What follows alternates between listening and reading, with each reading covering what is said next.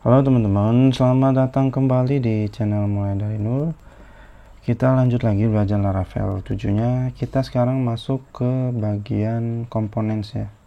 Jadi di Laravel 7 itu ada components. Jadi components itu fungsinya lebih ke ngebantu kita saat kita menggunakan elemen yang berulang-ulang ya, atau banyak kita pakai di banyak tempat gitu ya. Jadi kita nggak harus mengetikkan komponen itu secara keseluruhan di setiap tempat itu. Jadi kita bisa pakai komponen. Oke. Nah, sekarang kita buka terminal. Kita buka project kita. Di sini gua ada di desktop. Laravel Payroll. Nah, mungkin untuk teman-teman yang baru pertama nemuin channel ini, teman-teman, jadi di channel ini udah ada ngebahas Laravel, belajar Laravel 7 ya, dari awal sampai ke titik ini ya, sampai ke membuat project Payroll ya. Jadi teman-teman ada baiknya tonton dulu dari awal ya, biar lebih enak ikutinnya. Oke, kita lanjut. Sekarang kita buka kode editor kita. Di sini gue pakai Visual Studio Code.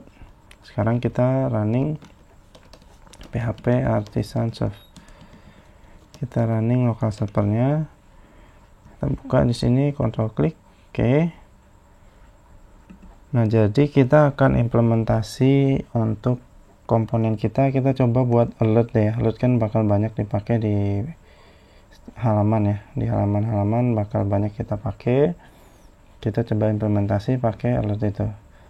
Di sini teman-teman, karena kita pakai Sysla, teman-teman buka Sysla, masuk ke Bootstrap alert. Kemudian inspect elemen, kita copy, kita coba yang ambil yang sukses nih. Kita copy elemennya. Oh ya, jadi ini buka kode editornya. Sekarang kita buka terminalnya yang di Visual Studio Code. Dan lagi-lagi di sini kita akan pakai yang namanya PHP Artisan ya. Jadi perintahnya PHP Artisan make, apa yang mau kita buat, komponen. Kita akan buat komponen. Dan di sini kemudian spasi, ini nama komponen yang akan kita buat nih. Kalau kita akan buat alert, kita kasih nama alert aja. Ini hurufnya besar ya, alert. Oke. Nah, kemudian si Laravel setelah kita jalanin perintah ini akan bikinin kita dua file ya. Nah, di sini dibikinnya di folder app. Kemudian dia bikin folder view components. Dan di sini alert ya. Nah, kita buka aja. Kemudian satu lagi di resource. Kemudian views komponen. Nah, ini untuk view-nya. Nah, ini yang kita barusan copy tadi, kita paste di sini ya. Oke, ini komponen alert kita. Kita simpan aja. Nah, kemudian oh ya, untuk teman-teman yang mungkin nanya, ini bang kok itu ada hijau-hijau sih? Jadi kalau project kita inisialisasi git, ini otomatis si gitnya akan tracking file yang baru ya.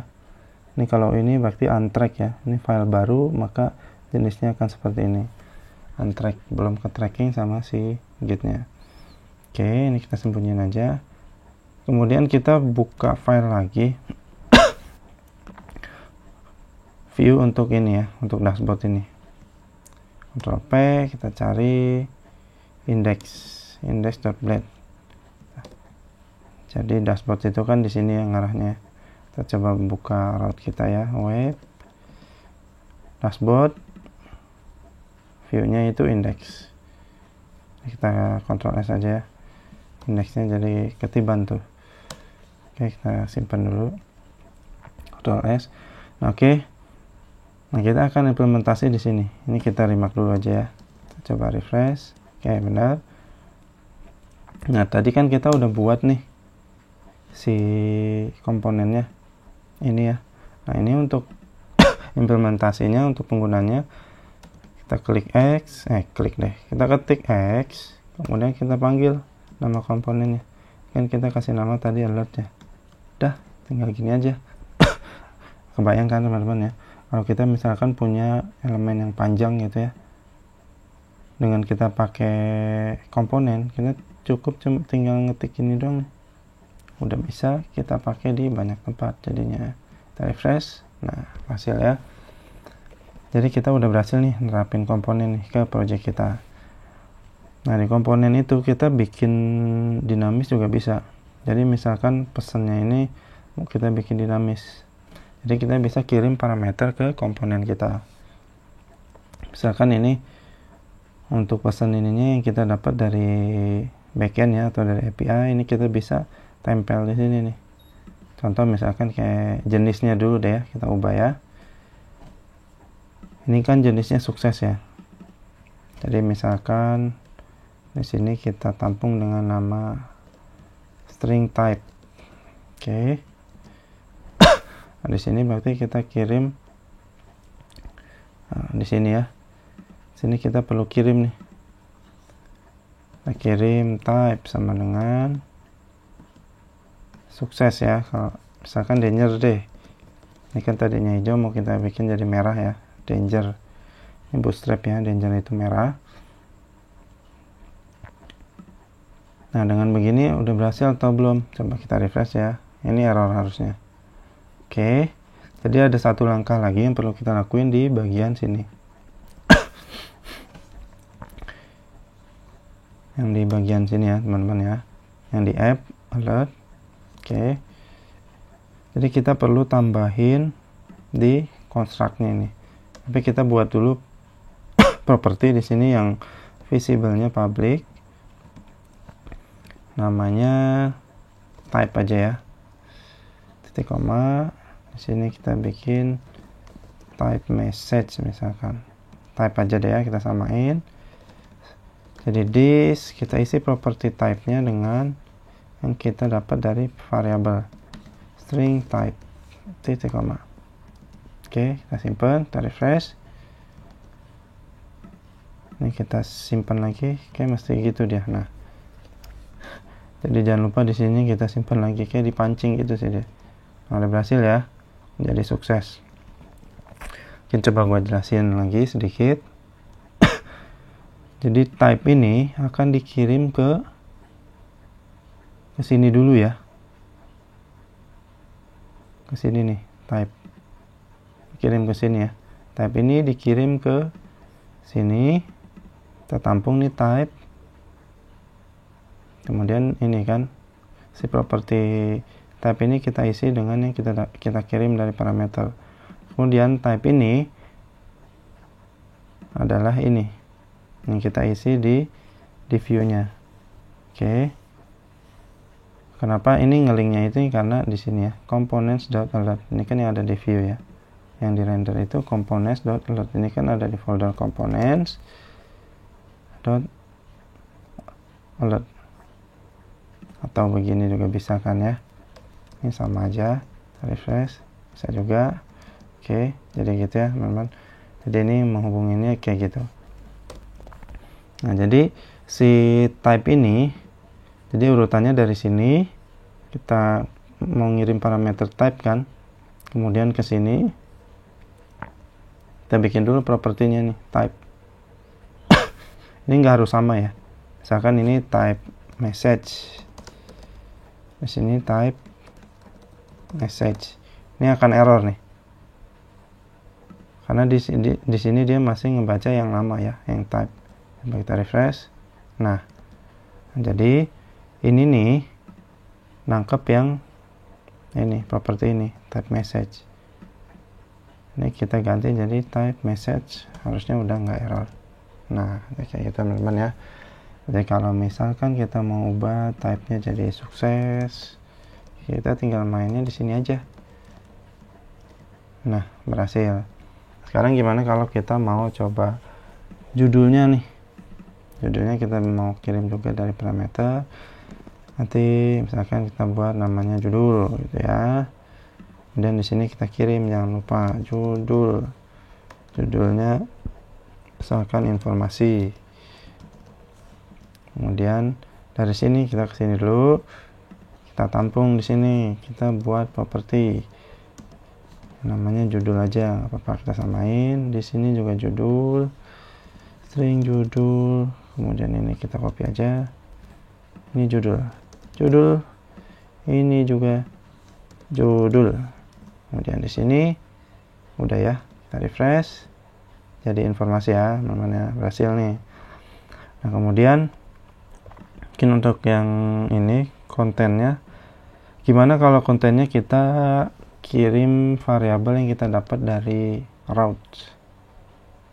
Misalkan di sini kita punya yang namanya isi pesannya ya, isi pesan gitu ya. Misalkan dia berhasil nyimpen data dia, kita kasih selamat dulu nih, selamat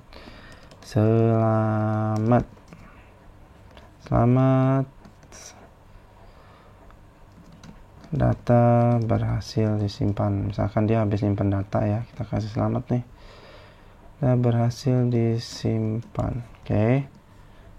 Jadi kalau untuk yang tipenya variabel ya, kita bisa ngetiknya dengan gini, isi pesan sama dengan, jadi ini langsung string isi pesan.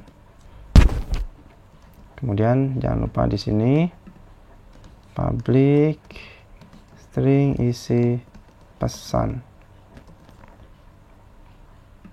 kita samain aja ya, isi pesan. Di sini juga isi pesan. Oke, kita coba ya. Kemudian kita tangkap di sini. Ini jadi string isi pesan. Kita refresh. Oh, ada error nih. Kenapa? Isi pesan. Jadi ini nih nggak boleh pakai underscore ya teman-teman ya. Jadi ini harus digabung gitu ya, isi pesan. Nggak boleh pakai underscore nih. Coba kita refresh ya, isi pesannya. Jadi kenapa error? Karena ini kita pakai underscore. Coba kita simpen, ini kita simpen, ini kita simpen, ini juga kita simpan. Kita refresh. Nah, udah nggak error.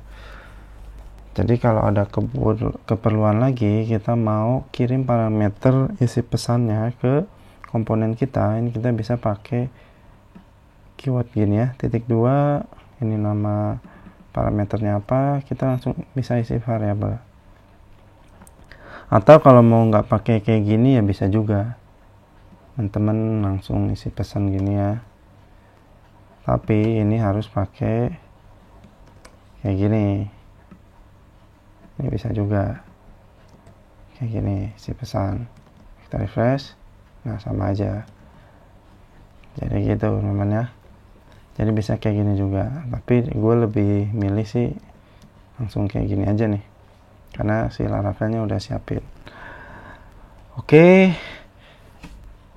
Jadi nanti kita tinggal implementasi di setiap halaman yang membutuhkan pesan saat berhasil atau gagal membuat action ya. Oke, gue rasa sampai sini dulu untuk pembahasan materi Laravelnya. Terima kasih teman-teman yang udah nonton. Gue pamit diri, kita ketemu lagi di video selanjutnya ya.